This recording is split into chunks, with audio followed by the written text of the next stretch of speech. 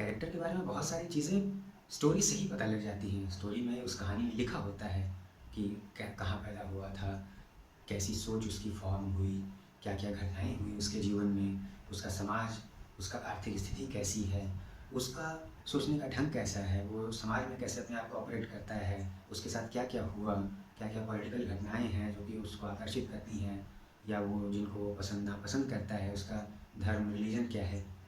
बहुत सारी चीज़ें स्टोरी से ही आ जाती हैं और आपकी टेक्स्ट एनालिसिस हुई है, आपको स्टोरी में से चीज़ें निकालने का तरीका पता है, तो बहुत सारी आसानी पहले से ही हो जाती है। जो स्टोरी में नहीं मिलता है, वो आप अपने कैरेक्टर स्टडी के द्वारा आप निकाल सकते हैं। A for acting. A for acting. कैसे होता है कि कोई एक्टर किसी किरदार को, किसी कैरेक्टर को इस तरह से एक्टिंग करके दिखा पाता है कि हर कोई बिलीव कर लेता है कि वो कैरेक्टर ऐसा ही होगा, वो ऐसा ही लगता होगा, वो ऐसे ही काम करता होगा, वो ऐसे ही बिहेव करता होगा और उसके साथ यही हुआ होगा। और ये एक्टर जिसने ऐसा किरदार प्ले किया है वो लोगों के दिलों में उतर जाता है और उसकी एक्टिंग सब पसंद करते हैं, उसको भी पसंद करने लगते हैं और ये पर्टिकुलर परफॉर्मेंस बहुत समय तक याद की जाती है। बहुत ऐसी चीज़ें तो हुई हैं जहाँ पे टाइमलेस मास्टरपीस परफॉर्मेंस की गई है। आखिर कैसे होता है ये और क्या हम भी ऐसा नहीं करना चाहते हैं? एक्चुअली हर एक एक्टर एक ऐसी ही एक्टिंग करना चाहता है, एक ऐसा ही कैरेक्टर को इस तरह से प्ले करना चाहता है कि वो लोगों के दिलों में उतर जाए और बरसों तक याद रखा जाए। क्योंकि देखिए एक्टिंग में एक आर्ट और क्राफ्ट तो है ही, लेकिन कहीं न कहीं लोगों के नज़रों में आने और लोगों का प्यार पाने का एक इंटेंशन तो इनहेरिटेड होता ही होता है। इससे इनकार किया नहीं जा सकता है। इस बात को एक्सेप्ट करना बहुत ज़रूरी है। तो बात कैरेक्टराइजेशन की, ऐसे कैरेक्टर कैसे प्रिपेयर कर लिए जाते हैं? देखो, उनके लिए होता है कैरेक्टर स्टडी। कैरेक्टर को जब एक्टर समझ जाता है तो ही ऐसी परफॉर्मेंस निकल के आती है। अब सबसे बड़ा सवाल ये है कि समझेगा कैसे? बहुत आसान है, सिंपल है भाई एकदम हर चीज़। एक्टिंग में तो कि तरीका है, हमारे पास दिए हुए मेथड हैं, दिए हुए तरीके हैं, वो रास्ता अपनाइए और आप भी जो है उस कैरेक्टर को वैसे ही निभा पाएंगे कि लोगों को ये यकीन हो जाएगा कि ये कैरेक्टर ऐसा ही होगा। इनफैक्ट आपके द्वारा वो उस कैरेक्टर को जानेंगे, आपके चेहरे को उस कैरेक्टर का चेहरा समझा जाएगा। इससे अच्छी बात कोई तो और कोई दूसरी हो नहीं सकती एक्टर के लिए। अब नसीरुद्दीन शाह साहब ने जो गालिब प्ले किया था, गालिब की परफॉर्मेंस दी थी, तो गालिब को तो लोगों ने देखा नहीं है, तो गालिब को जब लोग याद करते हैं तो नसीरुद्दीन शाह साहब का ही चेहरा नज़र आता है ना? ऐसे बहुत और भी किरदार हैं। एक तो हिस्टोरिकल एक किरदार का मैंने नाम ले लिया। तो हमारी जो मेन बात है जिस पर मैं वापस आता हूँ कि भाई कैरेक्टर को कैसे समझें, तो देखो कितना आसान है ये। कैरेक्टर पहले कौन है? इंसान है, फिजिकल, कि वो खुद फिजिकली कैसा है या कैसी है। ठीक है, किरदार तो कोई भी हो सकता है, आदमी औरत कोई भी। फिजिकल, साइकोलॉजिकल, कि सोचता क्या है, सोचती क्या है, दिमाग क्या है, दिमाग में चल क्या रहा है। और दिमाग ही बॉडी का जो है बॉस होता है, तो दिमाग ही बॉडी को डायरेक्शन भी देता है, तो बिहेवियर भी दिमाग से कंट्रोल हो रहा है। तो पहला हो गया कि फिजिकलिटी क्या है, दूसरा साइकोलॉजी क्या है जिसका हम कैरेक्टर प्ले करने जा रहे हैं, जो किरदार प्ले करने जा रहे हैं स्टोरी में। तीसरा हो गया कि उसका सोशल कंडीशन क्या है। ठीक है, पहले तो वो इंसान खुद हुआ, फिर उसका दिमाग हुआ जो कि उसको आगे बढ़ाता है, चलाता है, फिर समाज हो गया उसका सोशल, जहाँ पे कि वो रहता है। बॉडी और दिमाग अकेले ही तो बिहेव नहीं कर रहा है ना, वो किसी जगह पे बिहेव कर रहा है, फैमिली में, स्कूल में, कॉलेज में, सड़क पे, किसी इस्टेब्लिशमेंट में। हम क्या हैं? हम भी तो समाज का अंग है, हर किरदार समाज का ही तो अंग है। तो हमारा बिहेवियर स्टैंड अलोन तो होता नहीं है, स्टैंड अलोन बिहेवियर का कोई मतलब नहीं, तो साधु सन्यासी बन गए, समाज में है। चौथी चीज़ आती है वह है उसका मोरल, कि उसकी नैतिकता क्या है, उसके खुद के बिलीव्स क्या हैं, उसकी खुद की रिस्पॉन्सिबिलिटी, ड्यूटी, उसका ड्राइव क्या है, मोटिवेशन क्या है, वो किस प्रकार की विचारधारा लेकर चलता है, क्या सोचता है, क्या उसके ड्रीम्स हैं, कुछ फॉलो करने की कोशिश कर रहा है क्या, है ना? आगे जाके लाइफ में क्या बनना चाहता है, या उसको अभी कैसा लग रहा है वहाँ पे, वो आसपास की पॉलिटिक्स के बारे में क्या सोच रहा है, रिलीजन धर्म के बारे में क्या सोच रहा है, लोगों की नैतिकता के बारे में क्या सोच रहा है, उसके जो कंसर्न क्या है, कौन सी चीज़ उसे परेशान कर रही है, कौन सी चीज़ उसे अच्छी नहीं लग रही है, ट्रिगर कर रही है। तो क्या हो गया, चार चीज़ें हैं। पहला हो गया फिजिकल, वो इंसान खुद। दूसरा हो गया साइकोलॉजी, उसका दिमाग, उसके मोटिव्स, उसकी यादें, मेमोरी, चीज़ों को लेके उसका परसेप्शन, उसके आइडियाज़, विचार। तीसरी चीज़ हो गई सोशल, कि भाई समाज में क्या पोजीशन पे है, वो अमीर है, गरीब है, मिडिल क्लास है, बहुत अमीर है, कोई बहुत बड़े परिवार से आता है।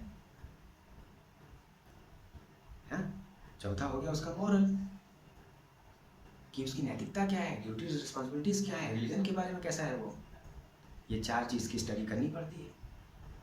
और इसमें भी कोई ऐसा कोई बहुत रॉकेट साइंस तो है नहीं, सिंपल सी बात है कि जैसे आप अपने आप को ही देख लो, आपको तो सबसे पहले आप खुद हैं, आप, आपका शरीर, चेहरा, हाथ पैर, नाक मुंह बाल, ठीक है। इसमें health related problems, health related कुछ बेनिफिट्स, कुछ आपके प्लस पॉइंट्स, कुछ माइनस पॉइंट्स, सब मिला के आपका बोन स्केलेटन। आपके बाल काले हैं, भूरे हैं, ब्लॉन्ड हैं, किस कलर के हैं, आँखें बड़ी हैं, छोटी हैं, काली हैं, नीली हैं, हरी हैं, भूरी हैं, आईब्रोज कैसे हैं, नाक ऊंची है, नीची है, जो कि आपके पूरे पर्सनालिटी को बना रही है, ठीक है। तो फेस आपको इमेजिन करना है ना कि ये कैसा है वो इंसान। एक्टिंग किरदार करने से पहले वो किरदार दिख तो जाए, हम हवा में थोड़ी कर सकते हैं कुछ भी, ठीक है। कि वो दिखे तो कि वो कैसा है, जब आप देख पाएंगे तो उसको आप पकड़ पाएंगे, उसको वो कैसा रहता है वो करने की कोशिश हो सकती है। तो क्या कर रहे हैं आप, बोन एंड स्केलेटन उसका बना रहे हैं, हाड़ मांस का जो ढांचा है वो तैयार कर रहे हैं, by putting hair, by putting eyes, eyebrows, nose, lips, shoulders, hands and legs, उसके चेहरे, उसके स्किन का कलर फेयर है, डस्की है, सांवला है, ब्लैक है, किस तरह का है, उसके हाथ पाँव, हाथ बहुत लंबे हैं, पैर लंबे हैं, उसकी लंबाई कितनी है, मोटा है, पतला है, नाटा है, तंदुरुस्त है या कैसा है वो, ये सब आप देखते हैं, ठीक है। अच्छा, हेल्थ कैसी है ये भी देखिए, ओके। कहीं कोई ऐसी प्रॉब्लम तो नहीं है कि जैसे किसी को ब्लड प्रेशर है या क्या है, खैर वो तो बहुत माइन्यूट हो जाएगा, एक बोन स्केलेटन बना लेना काफ़ी है। अच्छा, इसमें क्या होता है लोग कि एक है ऑब्जर्वेशन भी, आप कई बार ऑब्जर्वेशन पे भी एक्टिंग करते हैं ना, कि आपने किसी इंसान को देखा था तो आपके पास जो एक रेडीमेड मटेरियल तैयार है कि हाँ वो इंसान कैसा दिखता था, ठीक है। तो यहाँ पर फिजिकलिटी सब कुछ इमेजिन करने की ज़रूरत नहीं हो पाती, आप ऑब्जर्व किए तो वहाँ से कॉपी पेस्ट भी आप कर लेते हो, तो आपका हार्ड मास का एक पुतला बन जाता है। इसलिए ऑब्जर्वेशन बहुत ज़रूरी रहती है एक्टर के लिए। दूसरा आता है उसका दिमाग, ये बहुत कॉम्प्लेक्स पार्ट है। इसमें बिलीफ सिस्टम बहुत काम करता है, कि आप खुद बिलीव क्या करते हैं। क्योंकि देखिए इसमें क्या होता है कि आप चाह के भी किसी इंसान के दिमाग को नहीं समझ पाएंगे, जितना भी समझने की कोशिश करेंगे आप बहुत कम परसेंटेज, 1-2%, 5%, बहुत आपका बहुत साइकोलॉजी में पकड़ है तो आप समझ पाएंगे, ठीक है। फिर भी बहुत चीज़ नहीं समझ पाएंगे। जब हम अपने आप को खुद नहीं समझ पाते हैं, आप अपने दिल पे हाथ रख के बताइए, क्या आप अपने आप को पूरी तरह से समझते हैं, कि आपका दिमाग कैसे फंक्शन कर रहा है। क्योंकि भाई दिमाग का भी अपना ही एक जोन चलता है, उसकी अपनी एक सत्ता है, वो अपने हिसाब से कुछ तो सोचता है। तीन चीज़ें हमारे पूरे अस्तित्व में होती हैं, हमारा बॉडी, हमारा दिमाग और हमारी आत्मा। ये तीनों अपने हिसाब से काम करते हैं। बॉडी भी कई बार अपनी ही दिशा में चल पड़ती है, दिमाग तो आप जानते ही अपना ही उसका एक विचारधारा में वो चल बहते रहता है, कई बार हमको नचा देता है। और आत्मा, आत्मा भी अपना सोचती काम करती रहती है। तो दिमाग भैया मतलब दिमाग बहुत ही कॉम्प्लेक्स मटेरियल हो जाता है। हुँ? तो दूसरे किसी किरदार का दिमाग कैसे समझें आप, इसमें बिलीफ का काम आता है। आपकी अगर प्रैक्टिस है, ऑब्जर्वेशन है, आपने वो चीज़ें पढ़ लिख ली हैं, तो आपको एक आइडिया लग जाती है और आप उस फ्रेमवर्क में रख देते हैं, ठीक है, कि कोई इंसान कैसा है। अच्छा, इस पर भी कुछ ट्रेल्स हैं जो कि फॉलो करें तो आप कुछ हद तक आप अंदाज़ा लगा सकते हैं। जैसे उसका चाइल्डहुड देख लीजिए, चाइल्डहुड उसका क्या है, कि किन परिस्थितियों में जन्म हुआ, क्या उसके जो माँ बाप हैं उनके कैसे हालात थे, उनके घर की क्या स्थिति थी, उनकी आर्थिक स्थिति कैसी थी, ये सब तो एक दिमाग पे असर करते हैं। खाने के लिए प्रॉपर था या नहीं था, घर में क्या शांति थी या तोड़-फोड़ हंगामा था, ठीक है? और एनवायरनमेंट क्या था, किस तरह के स्कूलों में स्टडी हुई है, इंग्लिश मीडियम में है, प्राइवेट बड़े स्कूल्स में है या सरकारी में है, गाँव में पले बढ़े थे, ये सब चीज़ तो दिमाग क्रिएट करती है ना, हमारा सोचने का तरीका वगैरह क्रिएट करती हैं। वही हमारे कैरेक्टर और कैरेक्टर के बिहेवियर में रिफ्लेक्ट होगा। तो अगर ये सारी चीज़ें हम देख लेते हैं बेसिक सी, तो हम ये मान सकते हैं, फिर भी हमको मानना पड़ेगा एज एन एक्टर कि हाँ ऐसा उसका दिमाग है। फिजिकलिटी में तो आप पकड़ सकते हैं, दिमाग में आपको बहुत सारी चीज़ें, आपको अपना बेसिक फ्रेमवर्क रेडी रखना है और उसमें एक मेक बिलीव वाला हिसाब किताब करके आपको मान लेना पड़ेगा और आगे बढ़ना पड़ेगा। उसके इंटरेस्ट वगैरह देख लेंगे, उसके ड्रीम्स एस्पिरेशंस देख लेंगे, ठीक है? और ये सब आएगा कि आप उसके चाइल्डहुड की स्टडी कर रहे हैं, जब वो 0 से 3 इयर्स का था, 3 इयर्स से 7 इयर्स का था, 7 से जब वो टीन में आया, उसके लव इंटरेस्ट, उसके दोस्त साथी, क्या चीज़ें उसको पसंद आती थी, क्या चीज़ें उसको नहीं पसंद थी, ठीक है? जितना आप कर सकें इसमें। तीसरा आता है हमारा उसका सोशल।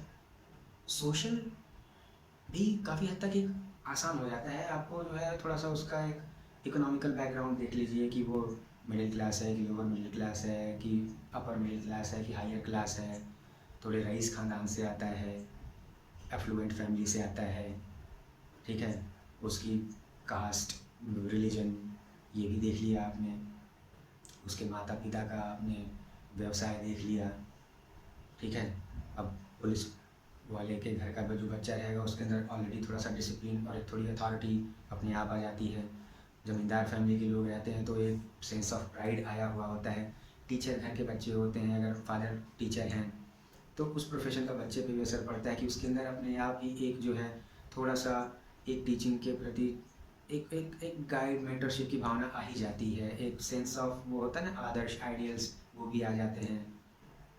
लॉयर के घर के हैं तो एक क्राइम वगैरह को लेके इंटरेस्ट तो नहीं होता, लेकिन चूंकि डिस्कशन होता है घर पे तो उनको ऑलरेडी उस दुनिया के बारे में एक आइडिया लगने लगती है। डॉक्टर के घर के हैं तो अंदर ऑलरेडी मन के अंदर जो है लोगों को हील और बीमारियों के प्रति अवेयरनेस, दवाइयों के प्रति जानकारी, वो ऐसे आ जाती थी। ये सब मैं कुछ एग्जांपल्स ले रहा हूँ बड़े बड़े तौर पे, वैसे तो हज़ारों लाखों टाइप के प्रोफेशंस हैं दुनिया में, ठीक है? हज़ारों लाखों टाइप की फाइनेंशियल कंडीशंस हैं दुनिया में। एक फैमिली की, उनके ख़ानदान की क्या स्टैंडिंग है अपने आसपास के सोसाइटी में, उसके बाहर या उसके और बाहर के सर्कल में, इनके भी अलग अलग है। तो यहाँ यहीं पर आपका आता है as an actor study and observations कि आप अपने रिजर्वायर कितनी सारी चीज़ों को देख के भर रहे हो। जितना ही रिजर्वायर आपका भरा हुआ होगा, जितनी ही इवेंट्स और सिचुएशंस आपके दिमाग में होंगी, ऑब्जर्वेशंस होगी, उतना ही अच्छा आप अपना फ्रेमवर्क, अपना खाका बना पाओगे किसी भी नए काम के लिए। Okay, and the last is morals. Morals में भी यही बात आती है जो कि उसके चाइल्डहुड वगैरह से, उसके स्टडी, एजुकेशन, उसके घर के हालातों की वजह से डिसाइड होती है कि भाई किस तरह की पॉलिटिक्स फॉलो करता है, किस तरह की विचारधारा एक है, क्या दिल में दया है या एक गुस्सा है, उसको सोसाइटी के प्रति कुछ रिस्पॉन्सिबिलिटी लगती है कि नहीं, या देश की समस्याओं के प्रति उसको कुछ एक कंसर्न है, किसी एक पर्टिकुलर समस्या से वो जुड़ा हुआ है, उसके लिए कुछ करना चाहता है, ठीक है? उसके ड्रीम्स क्या हैं, क्या बनना चाहता है वो बड़ा होके, ये सब आप अपनी स्टडी में आप शामिल करोगे। हाँ, और ये सब क्या है ना, ये चारों जो चीज़ आप पाने की कोशिश कर रहे हो, ये ऐसा नहीं कि स्टैंड अलोन है, ये सब आपस में इंटरकनेक्टेड है। एक चीज़ पाओगे तो दूसरी चीज़ का पता मिलेगा, दूसरी चीज़ पाओगे तो तीसरी चीज़ का पता मिलेगा, चौथी भी चीज़ का पता मिलेगा, और सब चारों घूम के एक सर्कल बन जाएंगे, एक हो जाएंगे, और वो इंसान और उसके आसपास का पूरा वातावरण, उसका पूरा समाज दिखने लगेगा आपको। जूम आउट करो, जूम आउट करो, आप एरियल व्यू लो, जैसे ड्रोन से शॉट ले रहे हो आपकी, आप अपने को देख लो, आप अपने को, अपने ऊपर ड्रोन शॉट कैमरा जैसे आपने फिक्स कर दिया है कि पहले उसने आपको देखा, फिर ऊपर उठ रहा है, आपकी भावनाओं को देखा, दिमाग को देखा, और ऊपर ड्रोन जूम हुआ, उसने जो है आपके घर के ऊपर चला गया, आपके आसपास की सोसाइटी को देख रहा है, और ऊपर चला गया, आपके पूरे डिस्ट्रिक्ट आप जहाँ रहते हैं जिस सिटी में, वो पूरा देख रहा है। ठीक है, फिर देख रहा है कि आप सड़कों पे चल रहे हैं, जा रहे हैं, वोटिंग कर रहे हैं, मंदिर में जा रहे हैं, नहीं जा रहे हैं, स्कूल जा रहे हैं, कॉलेज जा रहे हैं, लोगों से बात कर रहे हैं, मिल रहे हैं। ये सब चीज़ वो ड्रोन कैमरे से शॉट देख के ले रहा है और आपके बारे में सारा चीज़ पता कर रहा है। तो एक एक्टर को भी अपने दिमाग में, अपने आंखों में एक ड्रोन कैमरा फिट करना पड़ता है कैरेक्टर को स्टडी करने के लिए। जूम आउट करते जाइए, उस कैरेक्टर से शुरू करिए, उसके दिमाग पे जाइए, उसके समाज में जाइए, उसके मॉरल्स में जो हाइयर उसके जो मॉरल्स हैं, समाज में जिस तरह से वो जीता है और उसका जैसे भविष्य होगा, फ्यूचर होगा, जिसके बेसिस पे वो आगे जाता है, 60 साल, 70 साल, 80 साल जितना भी जिंदा है, मॉरल्स के बेसिस पे ही तो होता है ना। लास्ट में रहता है क्या, मॉरल्स रह जाते हैं। हम जब तक हैं तो हार्ड मास स्केलेटन बोन है, समाज है, ये है, वो है। जब हम नहीं है तो क्या है, हमारे मॉरल्स रह गए, बचता है तो मॉरल्स ही है। मॉरल्स बहुत ज़्यादा आत्मा से ही कनेक्टेड होता है। मॉरल्स का पता करेंगे तो उस कैरेक्टर की आत्मा भी आपको पकड़ में आ जाएगी, और आत्मा एक बार पकड़ में आ गई, सबसे बड़ी बात तो ये है कि आपको अगर उस कैरेक्टर की आत्मा पकड़ में आ गई तो फिर तो आप तो चमक जाओगे किसी भी रोल में। जो एक्टर जिनको आप अपना गुरु मानते हो ना, आप उनके बराबर नहीं जाके खड़े हो जाओगे अगर आत्मा पकड़ना सीख गए तो।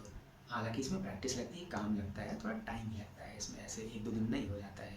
बट गुड न्यूज़ इसकी हो जाता है। ठीक है, एक और गुड न्यूज़ ये है कि ऐसा नहीं है कि आप जब तक ये चारों करेंगे तब जाके आपका कैरेक्टर एक बिलीवेबल कैरेक्टर बनेगा, ऐसा नहीं है। फिजिकल भी आपने अगर किसी का ऑब्जर्व करके या अपनी इमेजिनेशन पे, आपके बिलीफ के द्वारा आपने बना लिया है खाचा, तो एक्टिंग तो आपकी हो जाएगी। इम्पैक्ट उतना ना बना पाए। दूसरा है साइकोलॉजिकल भी आपने अगर उसमें मैच कर दिया, दिमाग कैसे सोचता है, तो भी तो उसमें एक और रंग आ जाएगा। तीसरा आपने सोच लिया, उसका सोशल तो और रंग आ गया, मॉरल भी सोच लिया, तो फिर तो वो तो सर्वगुण संपन्न आपका कैरेक्टर बन चुका है। ऑस्कर विनिंग आप हो चुके हैं, आप नेशनल अवार्ड मिल जाएगा एक्टिंग का।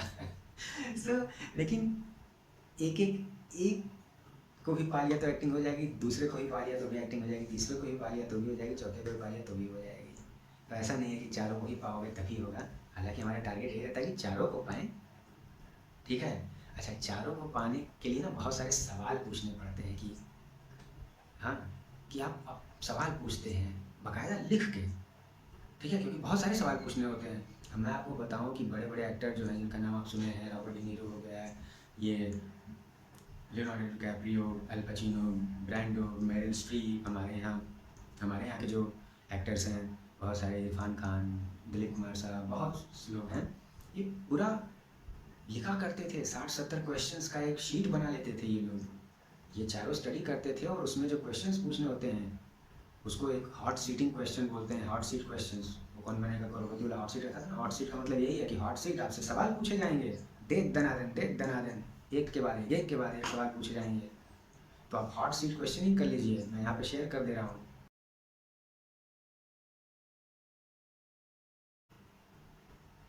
कि चाइल्डहुड क्या है उसका, इंटरेस्ट क्या है उसके, बिलीव्स क्या है, रिलेशनशिप क्या है, अपीयरेंस कैसा है, ड्रीम्स क्या हैं उसके।